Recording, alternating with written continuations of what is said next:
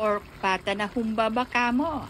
Aba bes, madali lang yan. So nung isang araw nag-upload ako ng pork pata na 2. Tapos sinanong ko yung mga followers ko kung anong masarap na lutuin dito.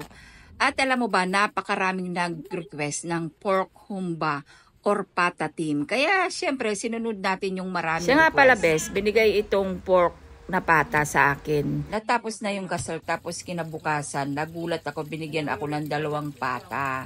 Kaya ang ginawa ko, niluto ko na lang ng pata team or pork humba. So ginawa ko, nilaga ko, nilinisan, hinugasan, tapos eto na. Ako siya best.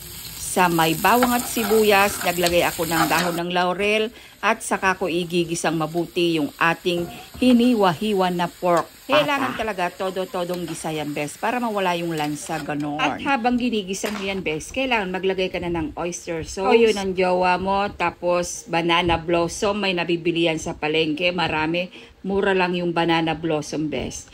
Pagkatapos, add ka na rin ng black beans. May nabibili yan sa palengke, best, nakalata. Mura din lang.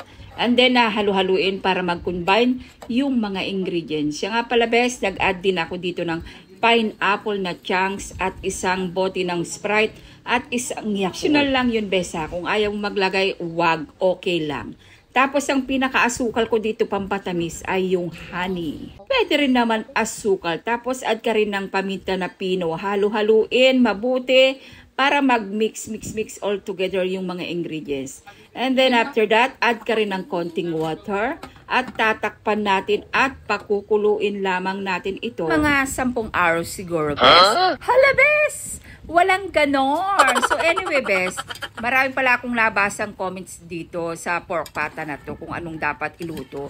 At alam mo ba, mayroon akong napansin na iihaw ko daw. Natuwa naman ako doon sa comment niya kasi nga hindi ko pa natatry yung inihaw na pata. Siguro matigas-tigas yun. So, eto na, best. Ang dami na naman natin churbanesnes. Eto na, inahon na natin sa kahirapan at titirahin na natin to. Baka tirahin pa ng iba. So, hindi lang yan, best. Dahil nga isishare ko din itong aking embutido. So, giniling na baboy lang yan. Tapos carrots, bell pepper, paminta na pino, tapos itlog, pickles, tapos seasoning, breadcrumbs, tapos cheese. Maraming Pag na-combine mo na lahat ng mga ingredients, siyempre ibabalot mo yan sa foil. Tapos ipapa-steam natin yan ng mga 2 oras. 2 oras kung in-steam ito, best, medyo matagal. Para lutong-luto siya at hindi agad masira, ganon ang sikreto. So, heto na, best, yung finished product niya. Actually, best, hinabol ko lang ito. Dapat sana bubuksan ko siya ng buo. Wala nang time, best. Eto na siya, diba, napaka-perfect niya. Talagang masarap ito, best. Pag natikman mo, kaso nga lang wala na naubos na, best. Sa mga nangihingi, pasensya na po kayo at naubos na po talaga. So, ayun lang, best. Sure ko lang, ingat. God bless. Bye!